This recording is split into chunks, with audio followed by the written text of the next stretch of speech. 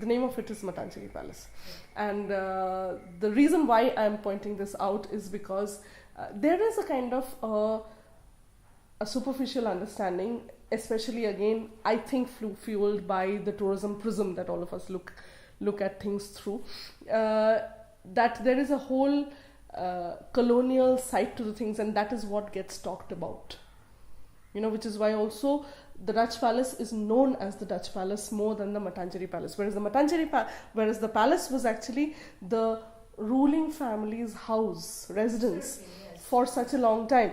But in the entire conversation, when I started doing the work, when I started just nibbling at the edges of the work, it was literally like the royal family and their history was not part of this entire dialogue, which was fascinating because maybe because they were very private people, I don't know, maybe because they were an extremely clannish group of people, or maybe because the European side of it just gets a lot more focus.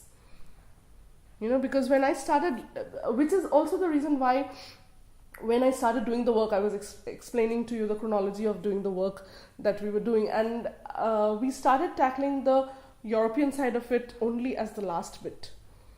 Because what we felt as we were going into the work was that at the end of the day, this is a palace belonging to an Indian king, an Indian royal family, and we need to focus on that because that storyline was somewhere missing in the entire conversation in Fort Cochin Matancheri. And that was really unique because when you come back to Tripunthura side and all, yes, there is more because those are, but Fort Cochin Matancheri is extremely crucial for us to look at even from the royal history point of view because these guys lived there and they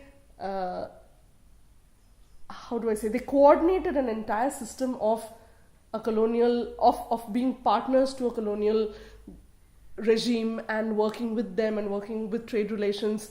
And the more I started looking at the history of the contributions of the Cochin kings in the actual administration part of it and the modernization of the state and all, the more I was fascinated. It is a palace which was first built by the Portuguese as a tribute to the king to get trading concessions. Then when the Dutch-Portuguese war happened, which happened right there, they burned the whole palace down. Then they realized that they have made the king very angry by doing that. Then they rebuilt it and gifted it back to the king because they needed to be in the good books of the king. So that is how it came to be known as Dutch Palace. The record's name is Matancheri Palace. That is how it is recorded with the archaeological survey and all. And it was more about bringing in the Indian or the local point of view, which I found again and again is missing. Because one of the things is the Europeans are very good documenters, right?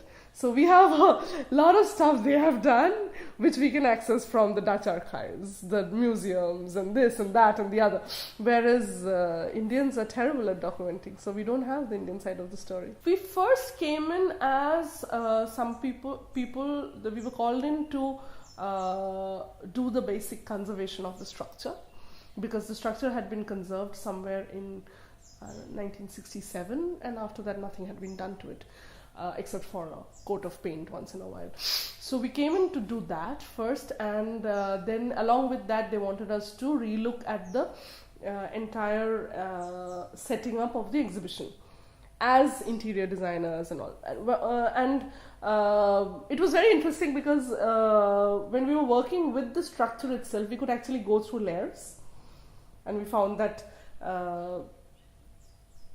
in that 1967 whatever they had done, they had actually poured concrete over massive wooden floors, okay, and they were like almost a 3 to 4 inch concrete bed over these floors, which were these original teakwood floors.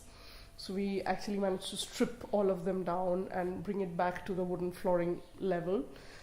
The walls, of course, were old laterite walls which had gotten all kinds of stupid cement plaster paints on top of that. We managed to strip all of them down to the actual layer of the laterite wall and then build it back with the old lime wash techniques. So we actually got people to do that all with the parippa and all of that, the whole mix that they do. And we jaggery, parippa, there's eggshells which go into it, and also we rediscovered a lot of the techniques of doing it. I was already doing it for a couple of the bungalow restorations, so we were working on these things.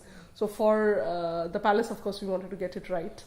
The ceilings, the walls, the windows had all that ugly paint, the green paint that all the government buildings get, that enamel paint. So we stripped all of that off and we got it back to their wooden layers. Took off a lot of the old railings, this, that, all kinds of stuff. So starting to bring it back to what it could have been at the older things. There were a whole back area which was completely locked off. We opened all of that out so that the entire museum has a whole circulation, which is what you guys get now. You get a whole round. At that time, at the beginning, it was not like that. You just go like that and then you come back and you go like that and you come back. And there were like all of 4 rooms which were open. So we opened up almost like another 4 or 5 rooms to make it into a complete circuit. Though they had a lot of the stuff, they really had no information to go with it. So they had all these really exotic murals. They had all these armory, they had clothes, they had coins, they had old maps, they had all these portraits. They had no storyline to go with it. They didn't have. I was expecting them to have all the information, and I'm just going to go and kind of, put it together. There was nothing. So that's where the journey started, actually, where I felt it was a story worth telling. And to find out, so we started with the expectation of some ready available historical documents, books, whatever, and we found that they were only in a very piecemeal manner with only parts of it and all. And so it was again a question of going back to primary sources, talking to the actual royal family descendants, literally looking through their old albums and their letters and archives and stuff that they have, and constructing things out of that. And that was very interesting. It was an extremely interesting part of the work that we did. And going into their clothing, their jewelry, again, I was looking at it, as I said, from the point of view of what interests a lay person. Yes. As living people, as people who are real, and who you and I, when we go to see it, we can, dates and names and all, most people kind of lose that, whereas stories, they remember. If you discuss how they wore their saris, people remember, right? So it was also about how to make history more accessible to people, for them to be able to, for young children, when they come from schools, and there are a lot of these school trips which happen over there. So it was more about constructing that. Murals, the portraits, a lot of the weapons and all, they were repaired in front of us. Whatever we were selecting to put up, they were all repaired in front of us. And yes, that also was a process which thankfully this kind of happened side by side. Yeah.